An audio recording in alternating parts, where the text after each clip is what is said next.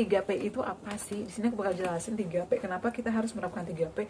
Emang benar kalau terapkan 3P cepat sembuh. Nah, kemudian aku bakal jelasin cara aku konsumsi kunyit jahe temulawak. Pastikan kalian nonton videonya sampai selesai ya. Bantu aku subscribe, like, comment, dan share.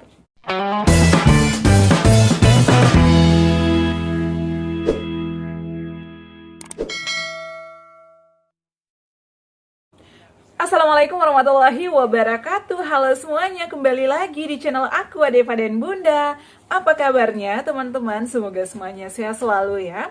Di video kali ini senang sekali dan semangat banget aku kembali menyapa kalian dan tentunya akan menjawab beberapa pertanyaan dari kalian ya seputar asam lambung GERD anxiety, dan aku bakal jawab berdasarkan pengalaman pribadi aku ya, karena aku itu bukan dokter dan aku tidak memiliki basic kesehatan. Jadi aku tuh sharing ya, aku share pengalaman aku ya berdasarkan yang aku lakukan selama ini.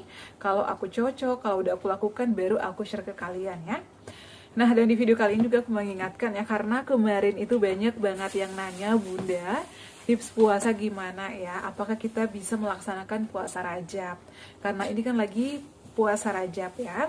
Jadi pejuang asam lambung itu bukan nggak boleh puasa ya, tapi perhatikan juga, harus diingat kalau kita itu ada riwayat asam lambung, GERD, anxiety, ataupun gastritis.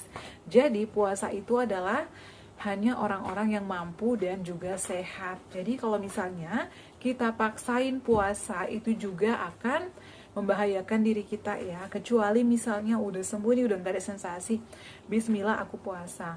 Atau misalnya nih kalian udah sahur tapi kok tiba-tiba kambuh, tiba-tiba ada sensasi, boleh dibatalkan. Aku juga pada saat itu pernah kok ngalamin itu ya. Nah, dan pertama yang aku bahas itu adalah buat kalian nih yang saat ini sudah menjalankan ibadah puasa dan bingung ya, sebenarnya di video sebelumnya udah pernah aku bahas, tapi di sini aku tak bakal bahas lagi sedikit aja karena masih ada yang nanya. Jadi sahurnya itu diperhatikan ya, bisa konsumsi obat sebelum sahur ya, 30 menit, bisa itu obat dokter ya, ataupun madu lambung ya yang cocok sama kalian. Kemudian setelah itu makan nasi, jangan banyak-banyak dan dikunyah halus ya.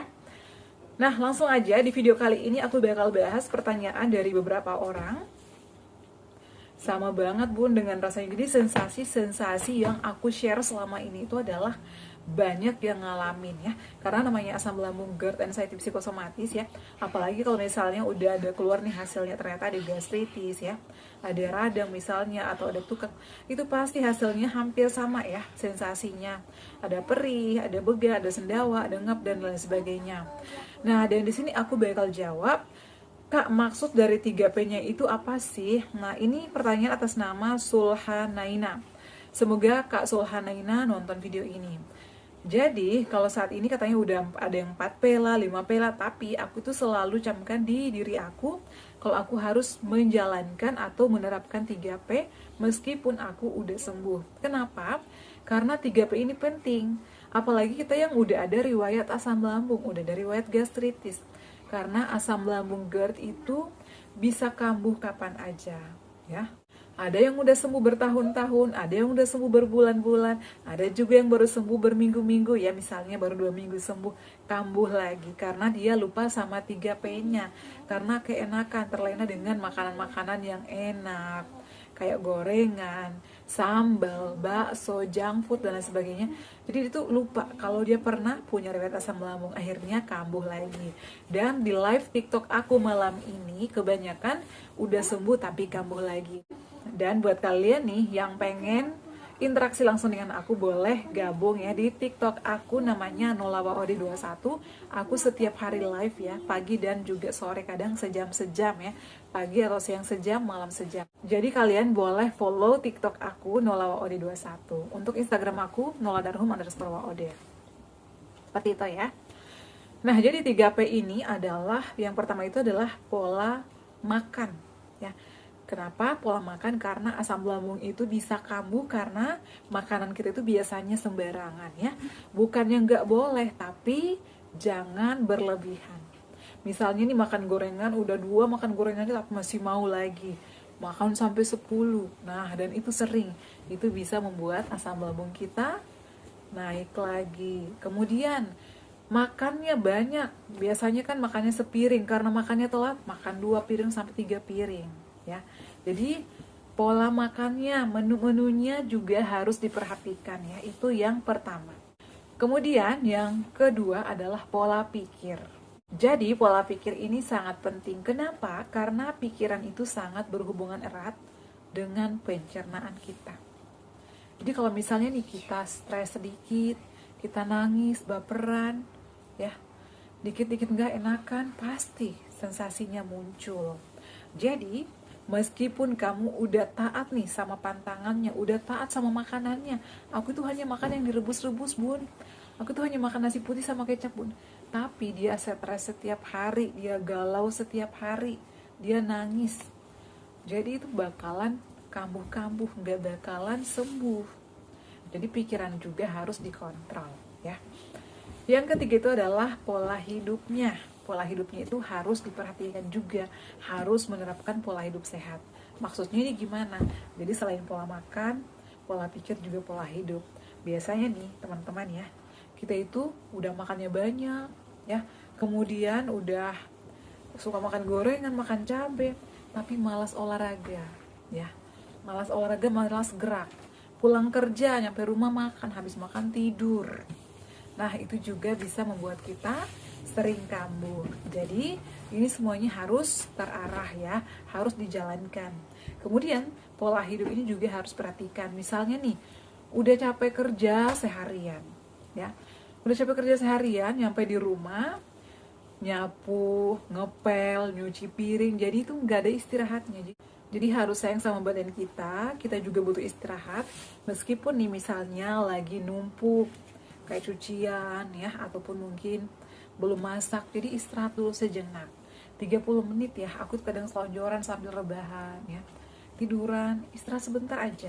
Setelah itu bersih-bersih, mandi. Kalau misalnya udah sore ke jam 4 lebih itu aku biasanya mandi air hangat, pakai aromaterapi. Setelah itu kalau misalnya udah tenang nih, udah enakan badannya, pikirannya udah terkumpul, tadi kan masih mikirin kerjaan ya, barulah boleh aktivitas lagi. Jadi jangan dipaksakan. Kerjaan itu gak bakal lari. Sayangi sama diri kalian.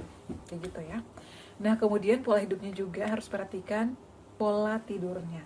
Jadi, kita tuh gak boleh begadang. Misalnya, aku lagi lembur nih karena banyak tugas. Biasanya ini mahasiswa atau pelajar. Aku harus begadang nih karena ada pekerjaan dari kantor. Jadi, pejuang asam lambung itu gak boleh telat. Dan biasanya, pejuang asam lambung itu tidurnya paling malam jam 9 atau setengah 10. Ya. Kayak gitu. Kemudian hindari alkohol, hindari ngerokok, itu juga harus dihindari. Nah, kemudian selain 3P tadi, kita juga wajib melakukan olahraga ringan secara teratur ya. Olahraga ini gak harus lari keliling putaran berkali-kali, gak harus pintar olahraga. Jadi lakukan aja ya gerakan-gerakan yang kalian mampu, peregangan, treadmill, jalan di tempat aja, yang penting keluar keringat dan kena matahari, sinar matahari pagi. Itu udah bagus ya menurut aku. Itu adalah pertanyaan dari terkait 3P. Kemudian di sini aku bakal bahas atas nama Kak Desi Saputri. Sorry ya, aku salah baca. Kak, tolong jawab biang kunyit, biang temulawak, jahe, madu. Boleh nggak? Boleh. Jadi kunyit ini ya bagus untuk lambung, bagus untuk usus, bagus untuk pencernaan, bisa mengatasi radang ya. Tapi tentunya kita harus mengetahui cara yang benar untuk mengkonsumsinya, harus memperhatikan cara-caranya juga. Biang kunyit itu kayak biang itu loh yang gede kayak gini ya.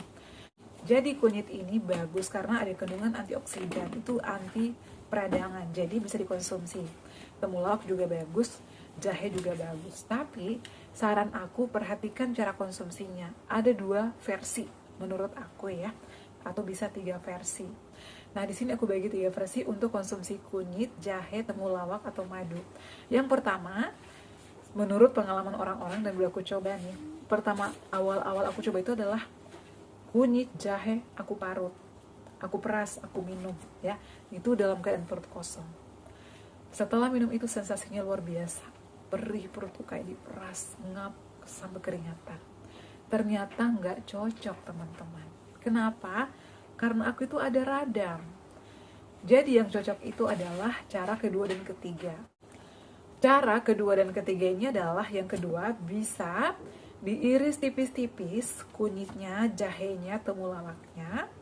Kemudian dimasukkan ke dalam gelas, tambahkan 1 sendok madu, diseduh pakai air panas atau air hangat. Dikonsumsi setelah makan 1 jam setelah makan. Ya, itu caranya. Kemudian cara yang ketiga nih, yang biasa sering aku gunakan sendiri adalah jahe kunyit temulawak aku ulek ya, atau aku geprek. Enggak diulek sih, maksudnya agak dihancurin gitu sedikit.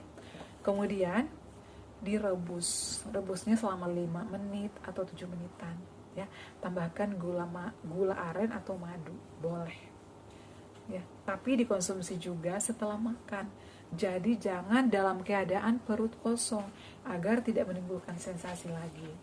Dan menurut aku tuh cocok-cocokan ya, kalau si A nih sembuh dengan konsumsi kunyit, tapi belum tentu sama si B, karena kondisi si A dan si B ini belum tentu sama, jadi beda ya. Nah, jadi buat kalian nih yang masih bingung konsumsi kunyit, sebelumnya udah aku pernah share videonya. Kalian boleh praktekkan di rumah, cuma di sini aku nggak menunjukkan kunyitnya, karena aku saat ini udah nggak minum kunyit sih. Nggak, kadang aku minum, tapi aku tuh belinya di tukang jamu, nggak bikin sendiri. Kecuali misalnya lagi musim hujan, itu aku wajib banget nyetok jahe ya sama kunyit. Tapi temulawak sih udah lama banget aku nggak konsumsi, karena pada saat itu ya aku tuh minum temulawak juga kurang cocok. Mungkin pada saat itu kondisi lambung aku lagi kurang cocok sama temulawak, sehingga pada saat aku konsumsi itu kayak nggak enak, kayak begah gitu loh, kayak kembung. Makanya dari situ aku stop sama temulawak, jadi aku hanya konsumsi kunyit dan jahe ya. Jahe biasanya aku geprek sih paling sering, kecuali nih misalnya tenggorokan aku nggak enak, mengganjal, dan belum aku rebus, aku tuh langsung iris-iris jahe aja, kemudian aku seduh ke dalam gelas, baru aku minum, tapi setelah makan juga ya. Jadi seperti itu untuk penjelasan terkait kunyit, 3P, dan juga terkait puasa Ramadan ataupun puasa sunnah yang lainnya. Boleh coba ya, tapi jangan dipaksakan. Nah, konsumsi kunyit ini berapa lama bun? Konsumsinya itu aku sarankan bisa, kalau mau baru turut-turut nih, sekali sehari aja, bisa di pagi hari atau sore hari setelah makan, bisa dikonsumsi seminggu ya. Tapi kalau misalnya nggak ada perubahan nih ya, nggak ada perubahan, kalau saran aku sih bisa konsultasi ke dokter ya. Tapi pada saat itu aku selain konsumsi kunyit yang aku buat sendiri, aku juga minum madu zesmak. Ini menurut aku lebih praktis kalau aku lagi nggak sempat buat kunyit ya. Aku langsung minum ini, aku sampai beli sendiri ya. Ini aku beli 9 botol. Memang enak, cocok, tapi harganya lumayan, 145.000. Jadi memang dikhususkan untuk obat lambung ya. Obat mah, lambung, gastritis, luka ke lambung ini cocok. Tapi harus sabar, dan kalau misalnya ini kalian lagi ada di fase pengobatan, harus terapkan 3P-nya yang udah aku sebutkan tadi. Jangan mentang-mentang nih udah minum obat dokter, udah minum Luzesmak, atau udah minum kunyit, jahe, temulawak, tapi makanannya nggak dipantang, makan cabe, ya, makan tumis-tumisan yang pakai bawang putih, bawang bombay, karena itu bisa memicu naiknya gas. Kemudian nggak boleh telat makan, istirahatnya yang cukup, dan juga jangan lupa olahraga. Kayak gitu sih ya teman-teman ya, untuk terkait kunyit. Semoga terjawab, dan yang bertanya nonton video ini ya. Buat kalian yang belum terjawab pertanyaannya, dinantikan aja, udah aku rangkum lagi. Jadi pastikan kalian untuk selalu nonton video-video aku ya, agar kalian mengetahui jawabannya. Aku juga punya rencana sih ya, pengen live di YouTube juga. Mungkin sekali-sekali aku live ya, semoga kalian bisa hadir dan bisa kita interaksi langsung. Dan buat kalian nih yang belum subscribe channel aku, boleh di subscribe ya. Dan jangan lupa juga nyalakan lonceng notifikasinya agar aku makin semangat buat videonya ya. Dan agar video-video aku juga bermanfaat untuk orang banyak, jangan lupa di share juga ya. Oke teman-teman, cukup sekian video kali ini. Semoga bermanfaat ya. Terima kasih yang selalu setia nonton video-video aku. Semoga kalian juga lekas pulih, lekas sembuh kembali seperti sedia kala. Assalamualaikum warahmatullahi wabarakatuh. Sampai ketemu lagi di video-video aku selanjutnya. Bye!